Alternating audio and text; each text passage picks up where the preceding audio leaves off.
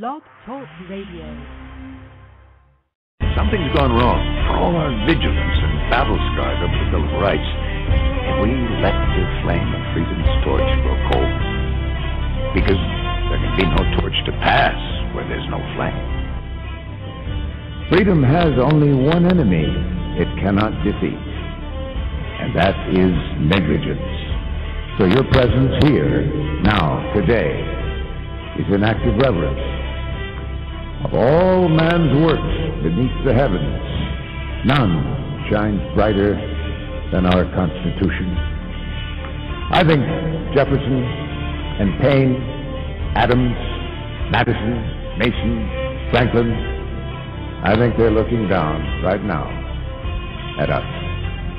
I think they understand what we're trying to do, what we strive to do.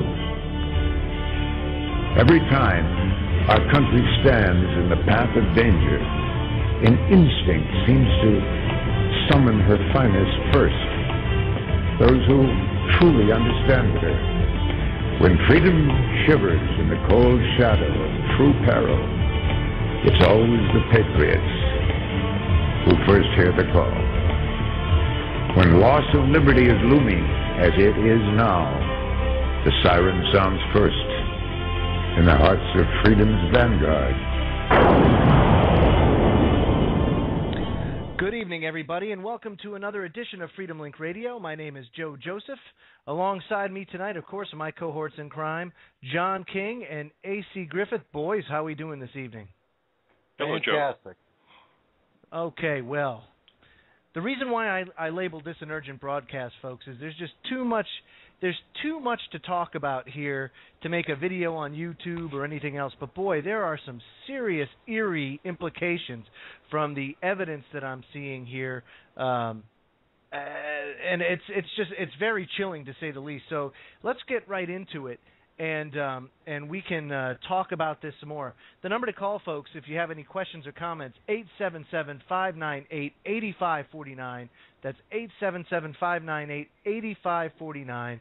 And, of course, you can listen to this show archived and read John King's King's Court, as well as any articles that we may post at www.thefreedomlinkradio.com. But let me just give you guys an overview of what's going on. And I'd like to thank the YouTube channel No Link News for starting us off on this, and of course my wife Divinity for taking the time to actually research this topic and find some of the stuff that she did. But let's start off with some of the similarities here that we've been seeing between what we've been looking at as far as language with NLE 2011 and what happened down in Christchurch, New Zealand. Okay? First of all, U.S. officials were present at Ground Zero in Christchurch at the time of the earthquake. And when I say the officials, U.S. officials, I'm talking about one of the FEMA officials was Craig Fugate. That's Craig Fugate. And the sources on that, of course, you have a ton of mainstream outlets that have covered this. You also have a U.S. Embassy press release in New Zealand, and that can be found at newzealand.usembassy.gov/about-us/mission news. FEMA was conducting some preparedness drills down there as part of an a relationship between the New Zealand government and the United States government. Also, who was present down there at the time, conveniently, was retired Admiral Thad Allen. You guys might remember him from the Gulf oil incident. Very interesting that he's down there at the same time. It also should be noted, too, that Thad Allen is no longer a member of the government. He is a contractor for Rand Corporation, and anybody that does any research into Rand Corporation can find their tentacles dug deep within FEMA's structure. We have various government officials, especially from Indiana. You got former governor and former senator Evan Bay. You had Dick Armitage, former Secretary of State. You had Kurt Campbell, Assistant Secretary of State, and you had Congressman Manzullo, of Illinois. Now, what's interesting about that, folks, is where this all ties into the New Madrid fault line.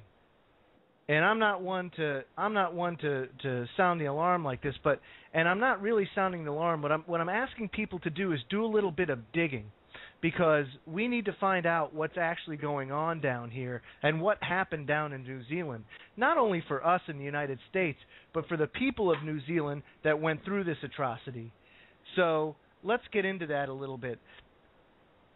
Evan Bay, again, Indiana. Congressman Manzullo of Illinois, right? So if you go ahead and take a look at the New Madrid fault to the north of the New Madrid fault, and you guys can find this, folks, if you Google search Wabash Valley Seismic Zone.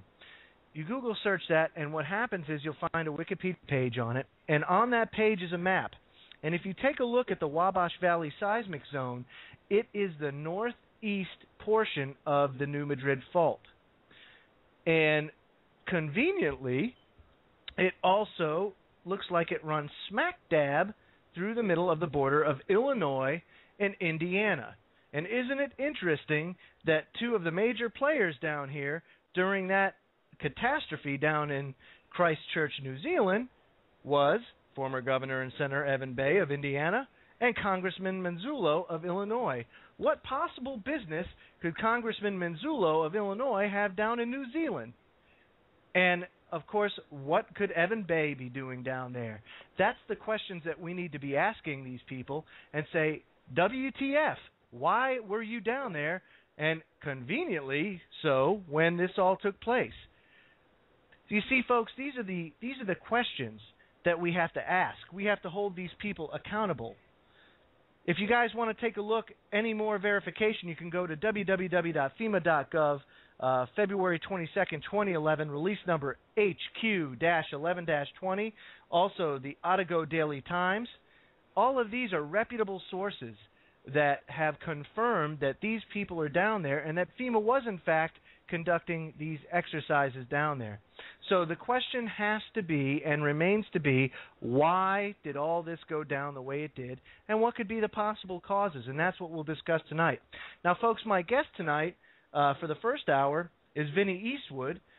Vinny Eastwood's a talk show host. He's got a website, thevinnieeastwoodshow.com, that airs at 5 to 7 p.m. Central on American Freedom Radio. And what's interesting about Vinny Eastwood is he's down in New Zealand. So what better way to get any information than to go right to the horse's mouth? And I'd like to welcome Vinny to the show. Vinny, can you hear me? I can hear you just fine, man. Thanks for having me on. It's a real pleasure. Oh, very good, very good. And the pleasure's all mine, Vinny. So what's going on down there? What's the word on the street?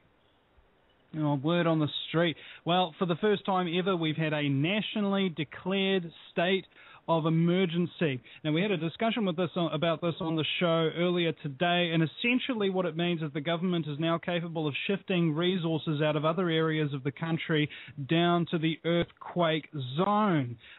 Recently, I just heard on the radio that we have a contingent here called Māori Wardens, and they're trained up people. They walk the streets and that kind of thing, try to keep everybody safe. They're kind of like pseudo-security guards, and a huge contingent of them are being flown down there. The Air Force is flying people in and out 24 hours a day. It is a massive disaster on a scale that this country has never seen. Articles are coming out every day. The two of the most major news channels that we have here, Television One, controlled by the state-owned broadcaster TVNZ, has essentially ceased all broadcasting but quake coverage, and Television 3, the one previously owned by Can Western here, until they found out that running television isn't that profitable anymore because alternative media is selling them down the river, and so they should. They're also having almost continuous coverage of this quake. So, for example, instead of having 10, 20 different television shows playing each day, they're now just having just the one. And it's news, and information, and most of it's repetition. And one thing that I'm finding it particularly annoying, and I don't want to sound heartless or anything like that when I say that, is the repetition that is going on here, because it's just like everybody knows that there's been a quake. Okay, we've figured that part out. Everybody knows that there's a recovery operation. Okay, great. We've figured that part out. But very few people are actually involved comparative to the size of the country. And what's happening now is that the media are essentially descending onto Christchurch as part of this, I don't know, this media shark feeding frenzy, and they just want to rip the corpse out apart of all the Christchurch people down there.